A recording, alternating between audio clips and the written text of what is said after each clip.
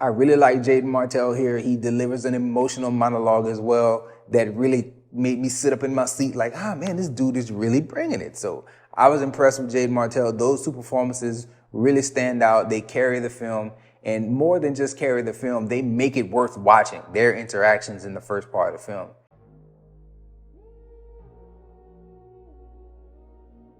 What's good, everybody? Thank you for clicking that thumbnail. Today we're doing a movie review, spoiler review for Mr. Harrigan's Phone. Now I'm gonna start out giving you a regular overview of the film, but then when we get into spoilers, I'll actually say, hey, spoiler warning, and we're getting into the details of the film if you haven't seen it yet.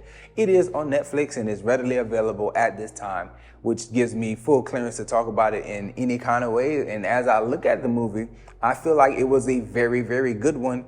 And it's also very, very deceptive, right? So why call it deceptive? Here's the deal. When you look at the trailers for this movie, in which I did, I saw it on Instagram, a trailer that my producer sent me. We just watched it. I figured not gonna do a full reaction for it, but let's just look at the trailer, see what we get here. And it delivers something that is very spooky. It tries to sell you something that is scary or maybe like a horror film. Also, you see, it's a Blumhouse production, so you're thinking to yourself, yes, this is probably gonna be in the spookier side of things. But actually, when you watch the movie, it's way more of a drama and a psychological drama than it is a scary movie. That being said, there are horror elements here, like the supernatural is at play.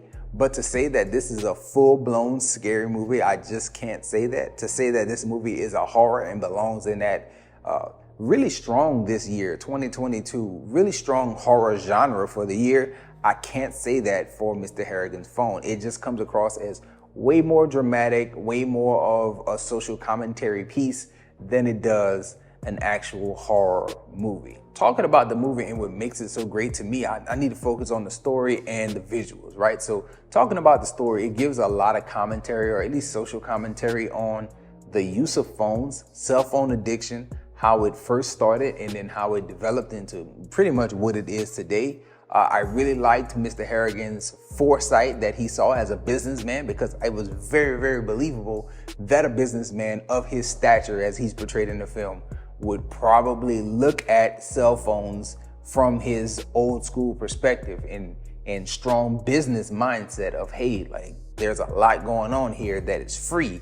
How does someone profit from this? This feels like a bad thing. And he predicted a lot of things just in a very short dialogue that he had when talking about his introduction, Mr. Harrigan, into the cell phone game. Visually though, still not getting into the spoilers, visually the movie is carried not by this amazing style of shooting or this great cinematography that's so sweeping and just mind-blowing. That's not the visuals that I'm talking about here.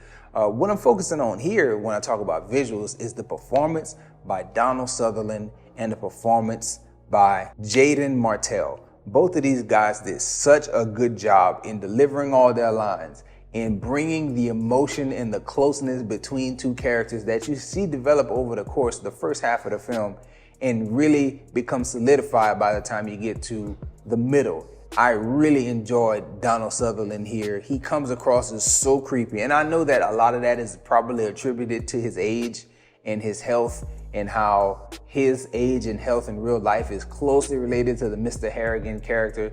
Just, being older, having complications.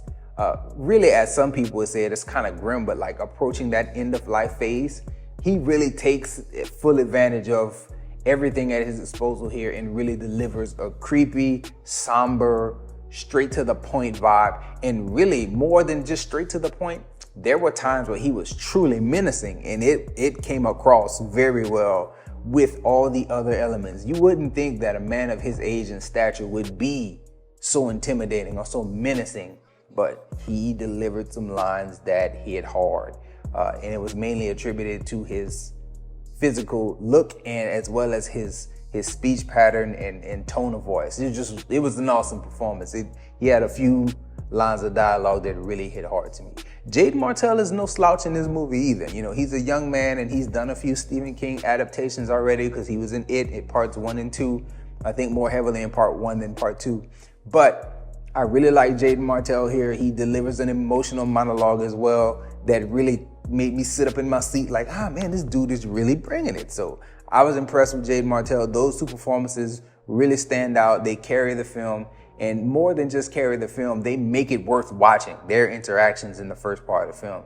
Now, getting into the spoiler part of the review, Mr. Harrigan dies, right? We all know that from the trailers. But when he dies, I expected things to really kick into high gear with the spooky because of what the trailers sold me. But then it didn't. It didn't kick into that. And that's why the movie doesn't have like a higher score if you check the description and see the breakdown. Like, I thought it would be a little bit more aggressive with the spooky stuff, with the beyond the grave stuff. But it was still very good, and it was still very gripping because Mr. Harrigan's character, I guess if you're thinking about it from a spiritual perspective, Mr. Harrigan's spiritual connection didn't just attack anyone. It only went after people who harmed his good friend. And that made sense, and it was in line with the character. And it also really harkened back to one of the lines that he delivered that I liked so much. Tells the young fella who's reading to him, Jaden Martell's character, he tells him like, hey man, if anybody ever does you wrong in life, I want you to dispatch of them quickly and feel no guilt, no remorse for doing it. And it's like, man, the way he said it sounds like, hey man, it sounds like this man's telling you to kill people. Like, that's what it sounded like. And it came across as such a way like, hey, don't feel no remorse if somebody try to do you wrong. You deal with them in the way that you see fit. And I really like that when the spiritual aspect of it came in, where it seemed as though Mr. Harrigan was moving from beyond the grave. Like, he dispatched of some people, and he did it in a very indiscriminate way. And I enjoyed it. I thought all the times that it happened were very like worthy. It wasn't like a bunch of petty stuff. It kind of reminded me of Death Note in a way, and it doesn't come across as being a ripoff of that. It is really more of its own thing because of the differences in technology, the absence of that demon character that is present in Death Note, the absence of manipulation. This was all Jaden Martell's character's idea. His name was Craig in the movie. Craig's idea. Craig wanted to bury Mr. Harrigan with his phone. Craig felt lonely because Mr. Harrigan was a very close friend, and he reached out to Mr. Harrigan through text message and over the phone. And immediately upon death, it really came across as if Mr. Harrigan is communicating through this phone. And it was done very, very well, and I really, really enjoyed that aspect of it. And it made it different. It really made it different. The presence of phones and the personal connection between Craig and Harrigan is really what separated it and differentiated it from Death Note or any other thing of where a spirit is moving on someone's behalf from beyond the grave. So real good stuff here. I really liked it. Also, keeping along the lines of being a deceptive drama, I also want to kind of point out one of the things that I noticed when talking about it with a student. So I started watching this at school on the iPad, and then I came home and I wrapped it up. And we discussed it a little bit going into it. And one of the students was asking, she was like, is it a Netflix original? And I was like, that's how it's being marketed. That's, it's under the title Netflix Originals. And her response was what we all know. Netflix originals tend to be garbage. They tend to be very bad movies. And the thing about this one, they got me by making me see Netflix original, but truly this is a Blumhouse production. So the level of production that you get here is deceptive. It's gonna be good because it's Blumhouse. When they put their name on something, for the most part, it's gonna be well done. Netflix putting their name on stuff does not equal the same level of product that you get all the time. And I noticed it immediately with this, maybe 10, 15 minutes in. By the time you get Craig, like the teenage version of Craig on the screen, you really know that, hey, this is done well. Even though you could tell it's a small budget and they did things to kind of keep the budget low and give this to Netflix. It's like, yeah, this is still not the average Netflix stamp on a movie. A Netflix stamp is normally not a good thing. In this case, this is a good one with their stamp on it. I highly recommend Mr. Harrigan's Phone. It is a very good drama, deceptively good. It might have sold you if you saw trailers. It might have been trying to sell you on a horror, but this was a very good, very solid drama carried by two great performances with Craig and Mr. Harrigan, Jaden Martell and Donner Sutherland. Very, very, very good little movie.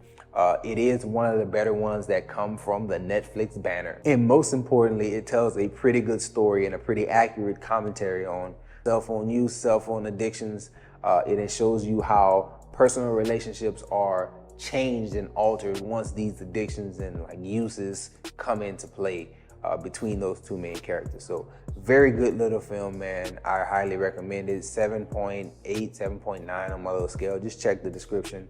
And that's all I have to say about this one, man. That's all I got. Enjoy yourself, guard your heart, go watch something good.